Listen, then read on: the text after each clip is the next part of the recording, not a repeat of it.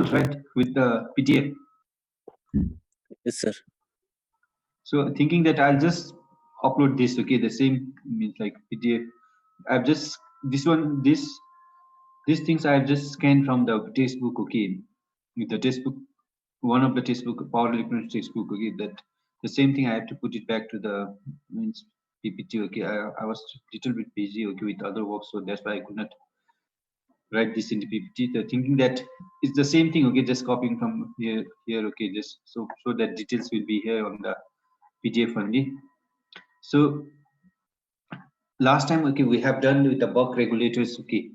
This buck regulators requires only one transistor and the efficiency was greater than 90%, okay. What we have seen is buck is step down, okay. Step down means like we have the output is less than the input. So we have seen this buck regulator. Now next one is a boost regulator, okay. The name is itself is boost. Is as if you try to compare with the AC, okay, transformer, okay, similar to that, but we do not use the transformer here. So it's a regulator, okay, it's a boost regulator. Output is more than that of the input. So outputs are more.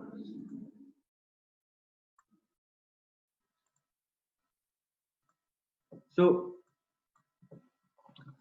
in this one, okay, the boost regulator, means like it uses the MOSFET instead of BJT, okay, and it has its own advantage and disadvantage. If you try to see some of the power electronics devices, if you try to see the characteristics and the switching frequency, okay, actually all these things in all the circuits, okay, we are using a switching device. It's a switch only. We're just using our on and off switch. And how, so what is the effect on the output? So if you see the effect on the output because of this particular switches, okay, in this also we are using a MOSFET. If you see other power electronics devices, let's see IGBT insulated gate bipolar transistor, okay, this is also one of the switches which is one of the fastest switches. Means if you try to compare with the other type of switches, and MOSFET has its own advantage and disadvantage. That's why they use this MOSFET. And even in, so it depends on how are you going to control these circuits. So this in similar to that of the buck regulators, okay, in this regulators also, in boost regulator also, it's divided into two mode of operation. It means that one mode is basically when it is on, okay, the switch is on, and other mode is when the switch is off. So when the transistor, okay, that M1 is switched on, okay, during at the period time, okay, when t equals to 0, okay, initially, okay, when the t equals to 0, when this is a period, okay, when the t is equals to 0, the switch on. So current will change from I1 to I2. So this is the period, okay, when it changes from the switches at t equals to 0. The input current will rises through the inductor L and transistor Q1. So input current, the current is rising from I1 to I2. It reaches up to the peak point, okay, I2. So in mode 2 operation, there are only two mode of operation. In mode 2 operation will begin when the M1 is, so M1 is switched off at t equals to T1. So at this period, okay, when the transistor, okay, MOSFET itself is switched off at this period, the switched off at time t equals to T1. So it reaches, okay, means the time t equals to T1 at this period, okay, it switches off. So when it reaches to up to I2 equals to at this point, so the current which was flowing through the transistor would not now flow through LC load, okay. Now what is happening, this is the equivalent circuit of mode 2. So it will try to flow from L, C, okay, and this load, okay. During this, when it is switched on, when this transistor is, this MOSFET is switched on, the current will flow in this, the source current will flow in this mode only. So capacitor current will try to flow in this one. So this is the mode 1 of equivalent circuit of mode 1. So when the switch is off, you have a MOSFET here. So when the MOSFET is not conducting, then it will try to flow from L, C, K, all these things.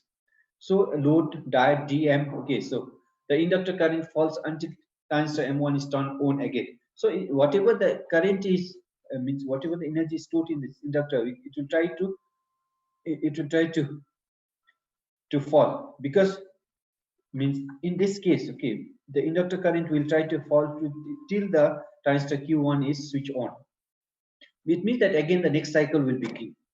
So the energy will stored in the L is transferred to the load. So whatever energy is stored on the L, this will be transferred to the load.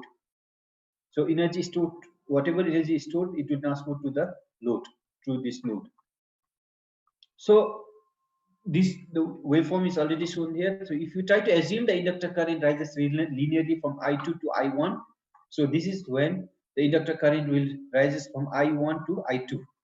So at this period, at the time T1, okay, at the time T1 period, so it will rises from I2 to means I1 to I2. So Bs will be L I2 minus I1, so divided by T1. So from this is the source voltage equals to L, okay, change in the current divided by T1, time period T1. So at T1, it means like at that particular time. So your T1 will be del 1, similar to what we have done in the buck. So the inductor current will fall from I2 to I1. So again, the inductor current will fall from I2 to I1. So this is the current change in the current. Now Vs minus Va minus the L del I by T2. So T2 will be del IL divided by Va minus Vs. Now, because this is minus, okay, that's why the output voltage, this is a boost regulator, output voltage will be more than that of the input voltage. Similar, if we see that which I have talked to, del I is equals to I2 minus I1, and is the peak to peak ripple current of the inductor. So this is the peak to peak ripple current, means that it changes from I1 to I2. So it's a peak to peak ripple current. Now if you try to see from equation number 9.42 and 9.44, from these two equations 9.42 and 9.44, from these two equations we can get that del I change in the current will be, so whatever equation is, if you try to take out del I, change in the current will be from these two, I1, T1 and T2. So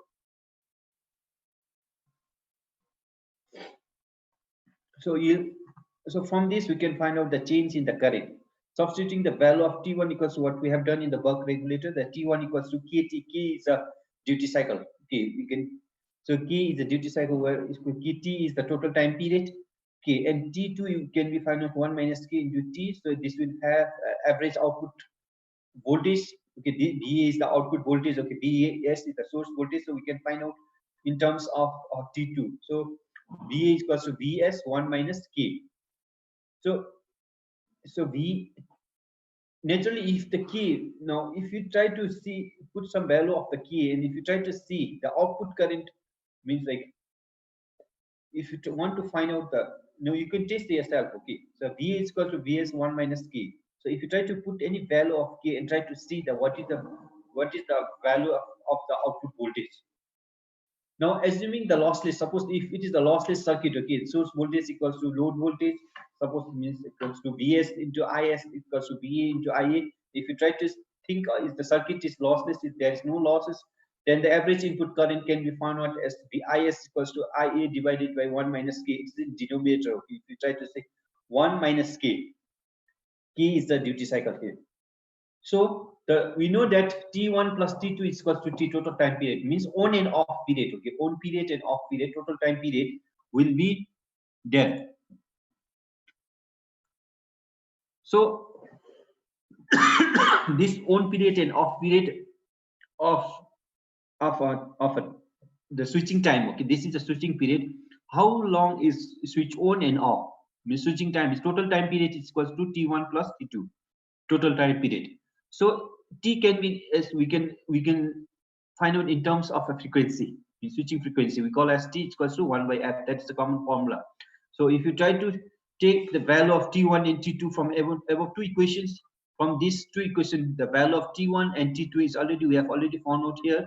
So total time period will be T will be T1 plus T2. So if you try to simplify this equation, then you will get T equals to del I L, the inductance into B, means load voltage divided by source voltage to VA minus VS. Now, from here, peak to peak ripple current. Okay, if you try to find out the peak to peak ripple current from this, okay, if you take del I, peak to peak ripple current del I from this equation, then you can see that we can find out that you just cross multiply with this F, cross multiply 1 by F, it's equals to del I L VA divided by VS, VA minus VS. From here, if you take subject as del I, then you will get VS, just cross multiply with this. So you will get VS equals to del I equals to VS, VA minus VS divided by F, L into VA. So if you try to simplify this, further simplify this equation, then you will get this del I equals to VS into K divided by FL. If you further simplify this equation. Now, when the transistor is on, the capacitor supplies the load current for T equals to T1. So you know that there is a capacitor. So the capacitor will supply the load current. Okay, at T equals to T1, the average capacitor current during time T1 will be IC equals to IA. So this is the load current, this is the capacitor current. So during the time T1, IC will be equals to IA. Then the peak to peak ripple voltage will be del VC will be equals to VC minus VC when T equals to 0. So if you try to integrate this with respect to 0 to T1, then you will get IA into T1 divided by C. So from this equation, equation number 4.9.46, from this 9.46, from this equations, then gives T1 equals to VA minus VS. So if you substitute T1 in equation 9.51, so if you substitute this in these equations, it will give del VC equals to IA VA minus VS. So you just have to substitute this and then further simplify this del VC equals to IA into K divided by FC. the way we do in both the buck and boost regulator is almost same, but the difference is that the output is more than the input in case of a boost regulator, and in case of a buck regulator, output is less than that of the input. And we are stepping up the voltage, okay, without using a transformer. This is a DC. We cannot use a transformer here. So, but the advantage with this boost regulator is that the output can be more than that of input without using a transformer. But if you see, in any case, if you want to step up a voltage, then you have to use a transformer. So due to single transistor, so we just used a single time MOSFET or single MOSFET, and if you use less component, then the efficiency will be high because the losses taking place, there will be a generation of the heat, there might be a switching losses. So because of the fact that it already uses one transistor, the switching losses will be less, and the generation of harmonics, all these factors will be minimum. That's why this only counts that the efficiency of the systems will be higher if you try to use a less component and which is more efficient. There might be so many components available in the market. The one which is branded one may be manufactured by the renowned companies, or the one which is locally produced. Now we usually try to get a component which are more efficient and more durable. Reliability is more. So the same thing is happening here. The output, the efficiency will all depend on the performance of that component. Now, if the component is a better quality, then your efficiency will be high. So people go for the branded one. Why do you go for a branded laptop or a branded a smartphone? Means a better quality smartphone. Maybe the specification in both the systems might be same, but the price, in some cases, the prices will be double, maybe more than double, because the reliability and the efficiency of that system will be much more better than the one which is locally produced. People go for the branded things. Why? Because of the reputation of that company. Their products are much more better than the one which is locally produced. So that's why people go for the better one. So that's what is happening. Even the component which you, let's say in the future, okay, suppose if you are working in the industries where you need to replace some of the power electronic device. So you go for for those type of component which is having a better image in a market, which is having a better reliability, is much more than the one which is there. So if you want to boost your output is more, if you want to increase the output more than that of input, then we go for the boost regulator. These are most of the commonly used regulators around the world. Now, till now, they are using this buck boost regulator. They are, of course, in some cases, okay, they might use only buck and boost separately, but most of the time they use buck boost regulator, because if they want to their output voltage to be higher and lower than that of input. I'll just ask you one question, okay? Why do we use a voltage stabilizer? We say it's a voltage stabilizer. So what is the function of that voltage stabilizer? Though it's the AC, right? In case of a DC, you need to stabilize the voltage. Means like your output, your system might work at particular range of voltage. Maybe let's say your output voltage, your system is working at 240 volt, and your input is just 200 volt. Now you want to step up this voltage. So you use a boost regulator.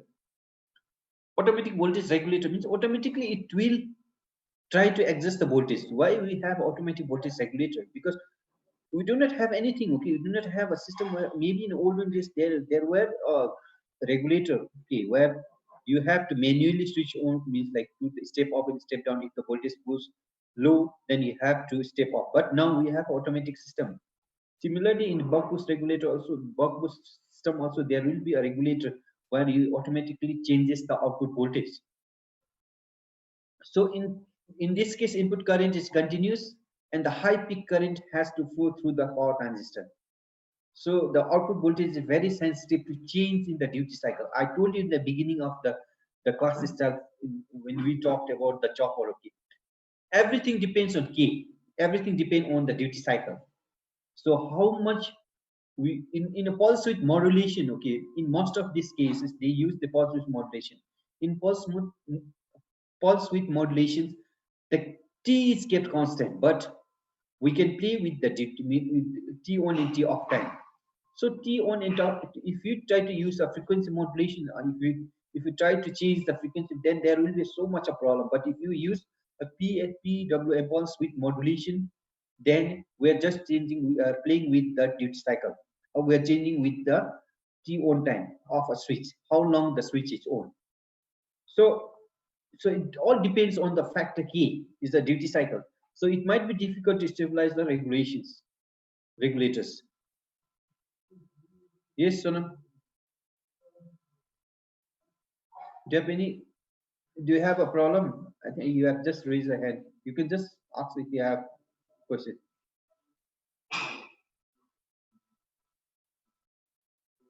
Nothing, because I've seen you raising the hand. Okay, so if you have any questions, so you can just ask.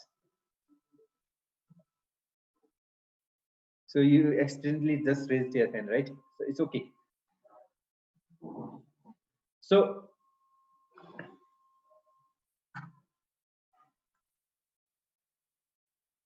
okay, then fine. So it's much higher. Okay, if you try to see here, the average output current is less than the average inductor current by the factor 1 minus K. So if you say output current is less than the average inductor current by the factor, so the much higher RMS current would flow through the filter capacitor, and the resulting the use of larger filter capacitors and the larger inductor than those of the buck regulator. So in this case, you have to use of the larger value of the inductor filter capacitor, larger filter capacitor, and the larger inductors has to be used than that of the buck regulator. It's just a comparison of what type of regulators or the inductors or the capacitors are used. So this is, so you have to please maybe, okay, you just go through this derivation. So if you face any problem, or if you did not understand that this derivations, okay, then let's see in the next class we'll try to sort out these things. So next one is buck boost regulators. In buck, this is a combination of the two regulators which I've already seen, buck and boost. It's just a combinations, okay. It can step up and step down. Both the things can be possible if we use a buck boost regulator. And this is the most commonly used regulators, buck boost regulator. So buck boost regulator will provide an output voltage which may be less or may be greater than the input voltage. So, but the output voltage polarity is opposite to that of the input. This is the difference. If you see here, the output voltage polarity will be opposite to that of the input voltage. And this regulator is also known as the inverting regulators. If you see, instead of a buck boost regulator, if you see inverting regulator written in any of the textbook or any reference anywhere, it's same thing. It's a buck boost regulator also. It's a buck boost regulator. It's also known as the inverting regulator. Buck boost regulator, the name is given as an inverting regulator is that output voltage polarity is opposite to that of our input voltage. The polarity just changes. That's why it's inverting. So the circuit operations is same similar to that of buck boost. It has a two mode of operations, and it has a transistor. BJT transistor is used. In this case also they use a BJT, bipolar junction transistor. But if you see in different textbook, in some textbooks they use a different power electronics device. I told you in the beginning of today's class that different authors uses a different switching devices. I mean different power electronics devices. It depends on how do you design a system. But in this particular textbook, they uses this MOSFET and BJT. It has its own advantage and disadvantage. Try to see this. How is the switching speed? It depends on the switching speed also. So what type of switching speed is required in your circuit? So input current which rises or this will flow through the inductor and a transistor during a mode 2 operation similar to that of buck. Q2 is switch off, and the current which will flow through the inductors and will also flow through the LC and the diode DM and the load. So whatever the energy is stored on the L, it will transport to the load, and the inductor current will fall until the transistor Q1 is switched off in the next cycle. It means that in the whatever current is, whatever the energy is stored on that, it will try to fall on, means it will try to means like so that it will go till the next cycle is started. So equivalent circuit is shown here, similar to this way, similar to what we have in these cases. So this is the time T1, okay, this on time, and this is T2 off time. So this is similar to that we have seen in other two. So if you try to assume this as inductor current will rise from I2 to I1, so this is when the inductor current will rises from I1 to I2. So in this case, at time T1, this is a time period at when it is T1, so it rises from I1 to I2. So we can find out the source voltage is equals to L del I by divided by T1. So T1 is equals to del I L divided by Vs. Similarly, the inductor current will fall from I2 to I1. So it will fall from I2 to I1, change in the current. So minus L del I by T2. So we can find out T2 from here. So from this, we can find out the change in the current. So from above two equation, we'll see the change in the current. So if you try to substitute T1 equals to KT and T2 is equal to 1 minus K into T, then the average output voltage can be found out. So you must be thinking that why that is negative, because if you see this sentence, okay, the output voltage polarity is opposite to that of a input voltage. So this is output voltage polarity will be opposite to that of a input voltage. So assuming the lossless circuit, so if you try to see here, the similar to what we have seen in above derivations, source current will be IA into K. K is the duty cycle, so 1 minus K we can find out. So we can see that total time period T is equals to 1 by F. So if we add T1 and T2, which is a total time period, so if you bring those two equation which we have solved in above, so that we can find out the total time period T is equals to del IL VA minus VC Vs divided by Vs into VA. So from here we can find out the peak to peak ripple current, and change in the ripple current will be Vs into K divided by FL.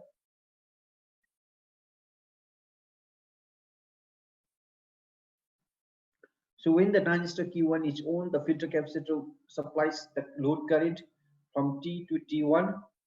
So average discharge current of a capacitor will be, which is equals to load current, and we can find out the change in the capacitor current, which is equals to IA into T1 divided by C. So from this our equation 9.58, so we can find out the change in the capacitor current. So if you try to simplify this, you can get that del V equals to del Vc equals to IA into K divided by FC. F is the switching frequency, total switching frequency. So buck boost regulator provides the output voltage polarity reversal without a transformer. So in this case, without using a transformer, we can change the polarity of the output voltage in this buck boost regulator. So it has a high efficiency. The reason is that it only uses the BJT, one single BJT. So under fault conditions of a transistor, the DI but DT of fault current is limited by the inductors. And in this case also, the short circuit protections would be easy to implement in this circuit. So the input current will be discontinuous and high peak current will flow through the transistor Q1.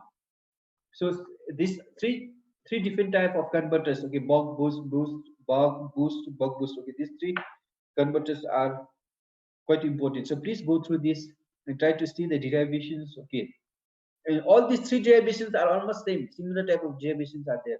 Maybe the one is when the output is lower than that of input, other one is the output is more than that of input. Without using a transformer, we can step off that voltage. And in case of a third one, buck boost regulators, in buck boost regulator, output voltage, polarity of the output voltage can be changed with the input voltage. Polarity changes. That's why this is also known as the inverting regulators. So please go through all this. If you have a doubt, okay, I know there might be when I say here, it might look quite simple, okay, but when you do it yourself, I know you might face some problem while solving these derivations. I thought of doing in the paper, okay, the feedback of what I got from you is that it's not visible. So I thought that I'll upload these things in a BLE. So please go through this. If you faced any problem, so we'll try to sort out the next class. Okay. Now we'll stop here our lesson. Okay. Now I just want to talk something about on the online class. Is it okay? I'll upload this in VLE. Okay. Sure. First one is regarding the class test. Tomorrow we have scheduled a class test, right? So Yes, I've sir. already said the question. Okay. Questions are, there are three different type of questions. One is MCQ, okay, multiple type questions. Another one is true and false. The third one is short answer type question. Short answer means you just have to write one or two sentences only. Let's say, okay, for example, what is SCR? Or classify the different type of thyristor. This not the long type of questions. It's just short questions, just to see that how it goes with the class test, online class test. So I have, so you'll get only 30 minutes. So if you try once, okay, you'll get only one chance. You have to, 45 minutes, sir. yes? 45 minutes, sir. No, the questions are quite less. Sir, each question 15 minutes, no, sir. We have to, sir, by reading question, direct answer will not come, no, sir. We have to analyze again, no, sir. Question is, if I give you more time, okay, there is chance that you will discuss with your friend. I just want to see, okay, how does it goes, how it goes with the online class, online test. How many You questions got are there, sir? 45 minutes. The Few question is question- only 17 or 16 or 17. Yeah, no. Okay, if you want Wow. 45 minutes, okay, I'll allow. But the timing will be exactly from 9:30 to 10:30. If you start late, you'll not get 45 minutes also. Okay, sir.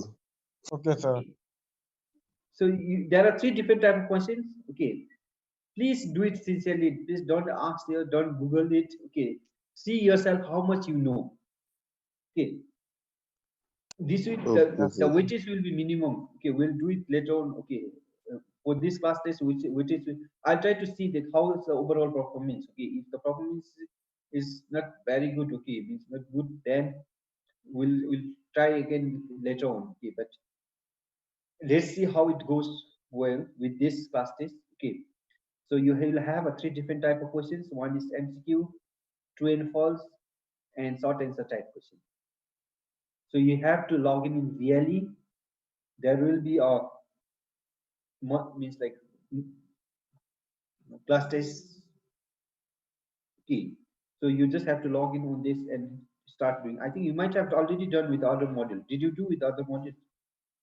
This programming, sir. C++. Maybe No, also sir. same thing. Maybe MCQ, or did you do MCQ type or the short answer? MCQ, sir. MCQ, sir. 40 40 questions, question, 20 20 minutes. minutes, sir. 40 question, 20 minutes. Yes, sir. Yes, sir. Not even Self, able to almost, sir. read the question, sir. It was full of, sir. It was full of coding, sir. To analyze coding, only time was, sir, very less, sir. We have to first read and analyze the question, sir. Without analyzing, we have to do like this, sir. Even doing lucky tip also not finishing, sir. 30 seconds each question, sir. I have 17 questions. Okay. Then what I'm thinking is 40 minutes will be more than enough, right? 2 minutes for a question.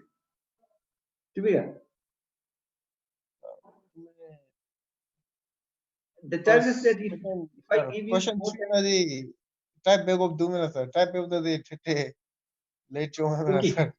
Okay, then 45 minutes. Okay, let's decide it will be 45 minutes. Okay, 45 minutes. You have to be online exactly at 9:30. Then your time will be off. It will be automatically off by 10:30. But your timing will be just 45 minutes, not 1 hour. So if you start, as soon as you log in, if you start doing this and this test, your time will be off within 45 minutes. So please be mindful with your time and the duration. It is from 9:30 to 10:30. So let's see how it goes. Okay. Then other thing regarding your, so we have a directive, we got a directive from the Office of the Vice Chancellor that we have to do the face test. Now, how to conduct this face test? Today we have a CAC. So CAC will decide how to conduct this and the date for also, but please start preparing for the face test. I'm sure that there will be a face test, but how we are going to conduct this will be discussed in CAC. So, but please start preparing for the face test. And timetable, everything will be announced later on. Okay, sir. I know there will be, there might be some issues, okay, but we all are doing this, okay, mainly to not to burden you, okay, but just to make you that you do not lose a semester or a year. Now, if you do not take an online class, if you do not assess you, then you might have to repeat the whole year or a whole semester. So just to, but thinking that, okay, that there should not be any disturbances in your, if you have to repeat one semester, then a year, then you have, everything will be different. So we are just trying to facilitate these things so that you will not lose your precious time. So let's see how it goes with the face test.